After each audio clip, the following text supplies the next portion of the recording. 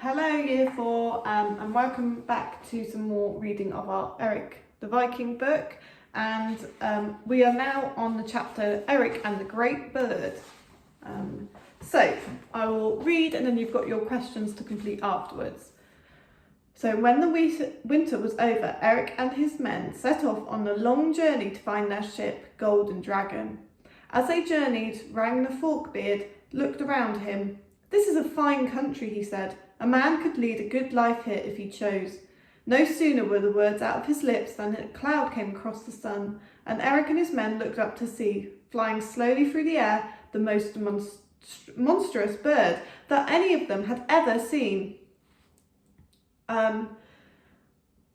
It was black, and it was as big as 6 ships in full sail. "Quick," said Erik, and they dived behind a rock as the vast creature swooped down over them, and the tips of its wings seemed to brush the ground on either side of them. And a cloud of dust flew up, and the draught of air from its wings was like a gale that threw them on their faces and left them gasping for breath.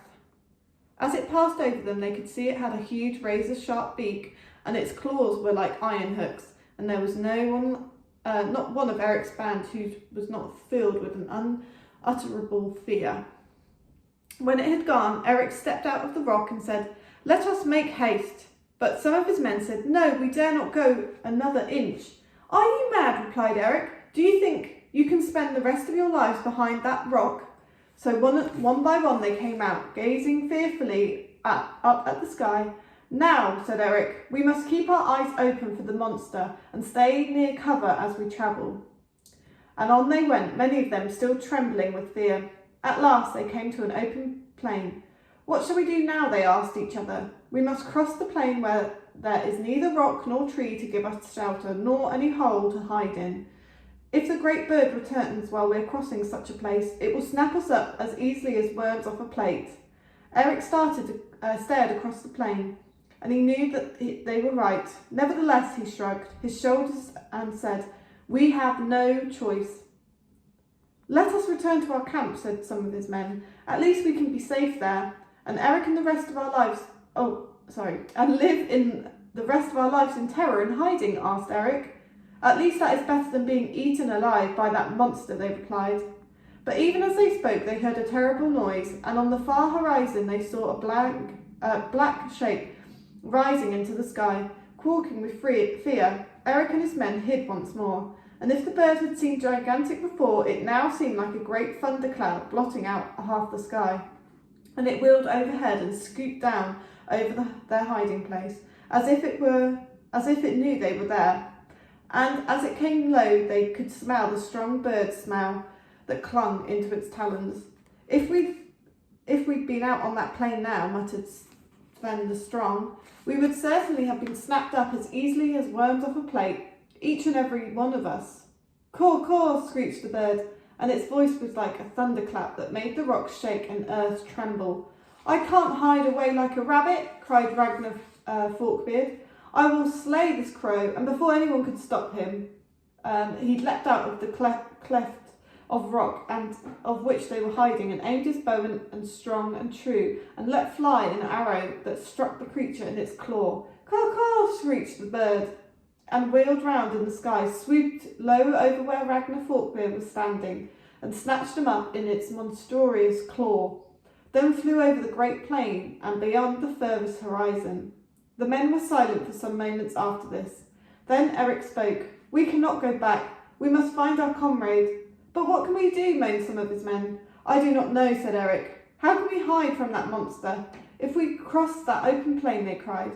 "I do not know," said Erik, but put his head in his hands. Then Thorkind whispered to Erik, "We must go," and together they set across that wide open plain in the direction of the great bird had taken. "It may be useless," said Sven the Strong, "but I cannot see them go alone," and he followed after them. 1 or 2 followed him, then more, and then no one was left behind.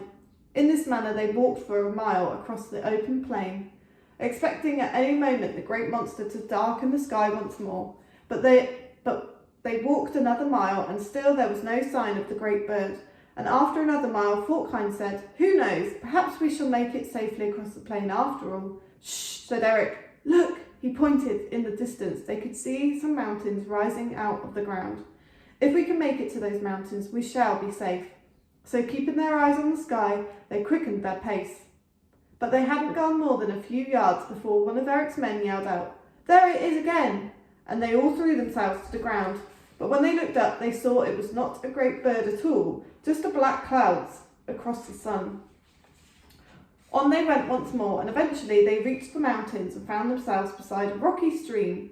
"We shall be safe now," said Erik. "Let us follow this stream, and perhaps it will take us to where the great bird lives, and there perhaps we will be able to kill it when it is asleep."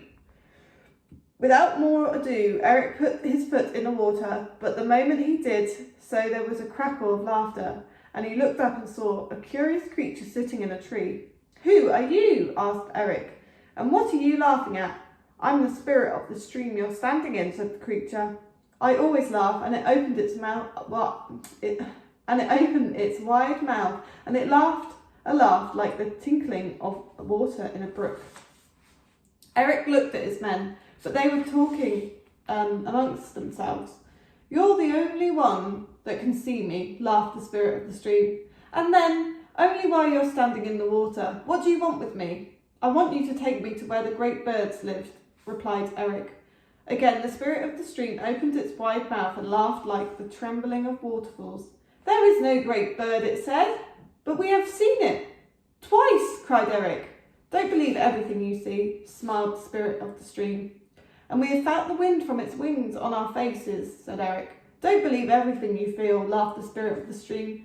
"And it had carried away our comrade, Ragnar Forkbeard," cried Erik. The spirit of the stream stopped laughing and looked at Erik and said, "There is no great bird. It is something inside you that has taken wing, and it will continue to carry off your comrades until you find out what it is."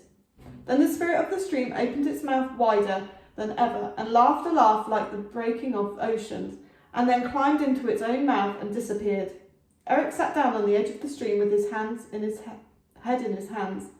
"Now I fear we shall never see Ragnar Forkbeard again, for how can that great bird be something inside me? And even if it were, how could I even begin to find out what it was?" Then Forkhind knelt down beside Erik and asked, "What have you seen that troubles you so?"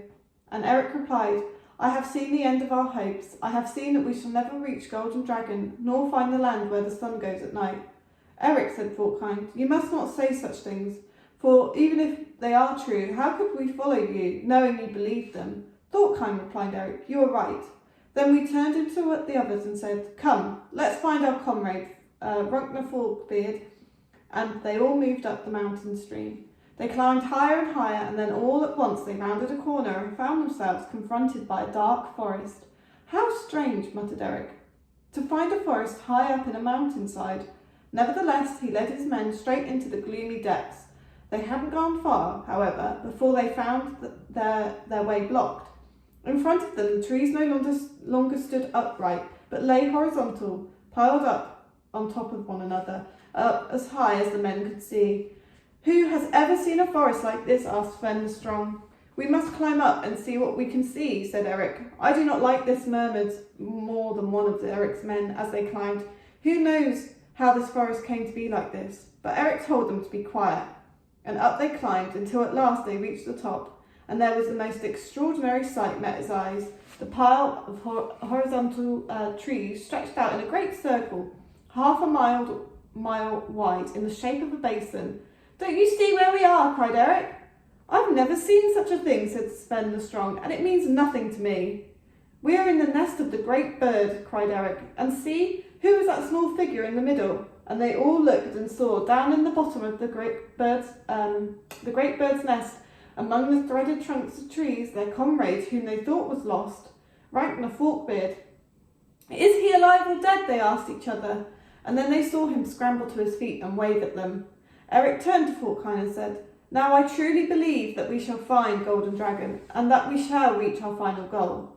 Then, without another thought, they all ran down into the great nest of trees, jumping from trunk to trunk until they had reached their comrade, and there they hugged and clapped each other on the back. "But we must make haste," said Forkhind. "We are right in the middle of the great bird's nest. It might return at any moment. Indeed it might, said Ragnar Forkbeard. And yet the curious thing is that it did not harm me. Its talons were great and strong, and yet it scarcely scratched the surface of my skin. We can take our time, said Erik. The bird will not return. But how can you be so sure? Asked his men. That I may not tell you, replied Erik. But as I am your leader, you believe what I say. And so they took their way out to the great bird's nest, down the mountain, and set off once more in the search of great golden dragon. That night, as they lay down to sleep, Thorkind took Erik on one side and said, Erik, what made you so certain that the great bird would not return? Erik swore Thorkind to secrecy, and then told him what the spirit of the stream had said. But it was you, Thorkind, who made me see what it was within me. There was no great bird, as the spirit of the stream said, but it was the doubt that had grown in my mind, taking wing and casting a cloud over all of us. Thorkind shook his head. This is a fine country, he said, and a man could lead a good life here, but you cannot live for long in a land in which there is no room for doubt. No, said Erik. Let us get away from here as soon as we are able. So they slept, and the next day they set off to find their ship. Also, their journey continues after that great bird incident. So off you go now to do your guided reading questions, and I'll see you soon.